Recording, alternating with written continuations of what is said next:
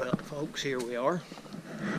Here's what the entrance to Carlsbad looks like.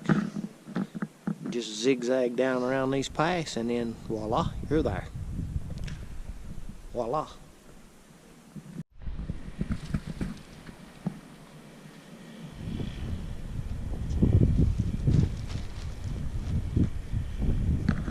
Carlsbad. So, We finally made here we it. are, me and old Monkey Butt. We've been in the cave and how was it? I liked it. It was awesome. Pretty neat experience. Mm-hmm. Alright guys, so here's what we're looking at. We're going to head out and go find our room. Talk to you guys later. Alright folks, we have made it to the sand dunes here. And upon arriving, I found something notable. Uh-oh. Prehistoric dog turd. Let's go to the top and see what it looks like. I can say this, don't think they'll let you do it here, but man, riding a four-wheeler in these things will be fun.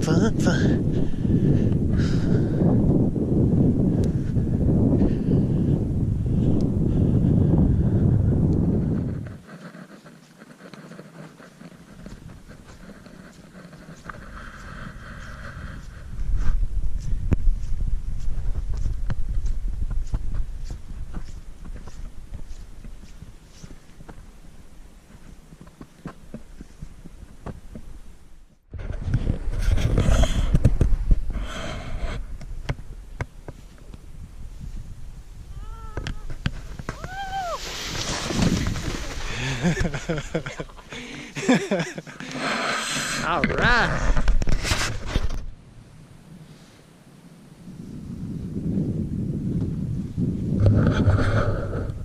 Hello. Okay. Matt's heading down again on one that's not been ridden on. There he goes. Pick up the lean back.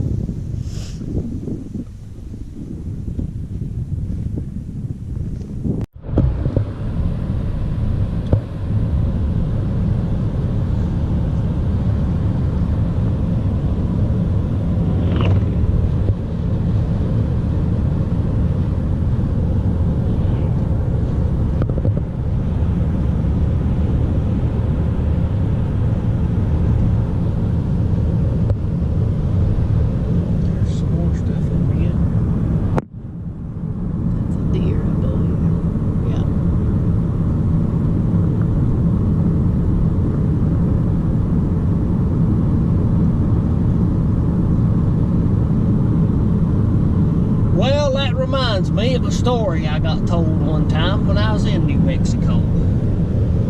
I was coming out of Colorado and I come down through and wiggled around down into Albuquerque. And I can't remember where I went to El Paso, and I can't remember exactly where I was at in New Mexico, but I was just going the back roads and whatnot, wasn't in no hurry really. And it started, I seen a huge storm coming up, and I was out on the plains. I thought to myself, well, I better, because my camper, I'd built it myself, and it leaked a little bit. Especially if you was driving the rain and get up underneath it. Now, if you stopped still, then it wouldn't leak. So I thought I better get a place to stop here pretty soon. And I was just coming into a little old bitty town, and it off there about the time it started raining, and I pulled into the gas pumps. They had a big shed over it, and I thought, well, heck, I'll just stay right here. I'll get me some gas and fill up, and hopefully this guy will just let me sit here till it quits raining. So I went in, and the dude was behind the little old counter-like thing, and I said, hey, I'm going to fill up with gas. I said, you care if I just stay here till it quits raining? He said, that's fine, just stay right still. He said, that'll be fine. I filled up, went back in, paid him, and Thought, well, I'll look around here. I didn't have a whole lot of money, so I couldn't buy a lot of stuff, but I was looking around and whatnot. It was a pouring rain. The guy said, hey, buddy, you care to shut them windows up there in the front? I kind of thought that was a little odd that he had asked me to shut the windows, and I thought, well, yeah, I guess, sure, no problem. Well, it just kept pouring the rain a little bit. He asked me, he said, hey, buddy, how about shutting these windows back here in the back? And I think to myself, well, you lazy thing, get off that blame stool and shut them yourself. Well, as I walked around the back side, though, I looked, and he didn't have no legs. He's just stumpy. And, well, he couldn't have reached the windows no how. I don't even know how he got them open. Well, I got them shut. About that time, the sheriff come in. And so the sheriff, he leaned over the counter, and he was talking to Stumpy, or whatever his name was. And he was talking to me, asked me where I was from, and he was telling me a big tale. And he said that he knowed a feller, and he'd lived out in the country. He said he'd come into town, and he'd bought him a brand new Ford pickup truck, a F-250. Said he left out from town. Said it was getting dark by the time they got all the paperwork and stuff done. Said he left out to go back home, and he probably was maybe 100 miles away. Well, on his way, he hit a deer. Didn't hurt the truck too awful bad. He called the insurance company. Said, I've hit a deer, got a little bit of damage, but vehicle's still going. Do you want to come out, or do you want me to just go on?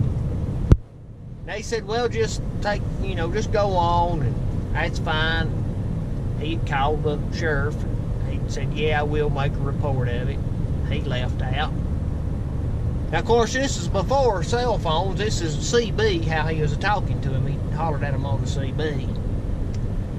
Well, lo and behold, he went another 25 miles up the road, and he hit a bear. Now, he had the deer. He killed the deer, and he had the deer in the back of the truck.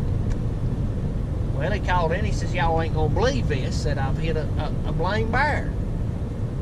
And he said, but the truck is not hurt too bad. He said, I think one of the headlights is broke. Maybe the grill is broke. He said, but everything's pretty much still okay. He said, do you want me to keep going, or do you want the police to come out? And they said, no, that's fine. Just keep going, and we'll get up with you and get it all fixed. And he said, all right. Talked to the sheriff. The sheriff said, yeah, we'll make a report of it. Well, about 20 more miles up the road, he called the sheriff back, and he said, Sheriff, I hate to bother you. He said, but you're going to have to come and make a report of this for sure. He said, and help me. He said, there's some more elks over there in the field. Said, I've hit an elk. And, of course, he had totaled his truck at that particular time when he hit that elk. But he had plenty of meat to put in the refrigerator. He had a whitetail, he had a bear, and he had an elk. And, you might think, I don't know about that tail, but just me and her driving along, we've seen a whole pile of deers, and they got mule deers out here too that's bigger than the deers back home, and elks and bears, and and I can't remember where I was at exactly, where I run into that sheriff at, but it quit raining and I traveled on. So be careful when you're traveling to New Mexico. You probably ought to have some kind of animal catcher on the front of your vehicle, really.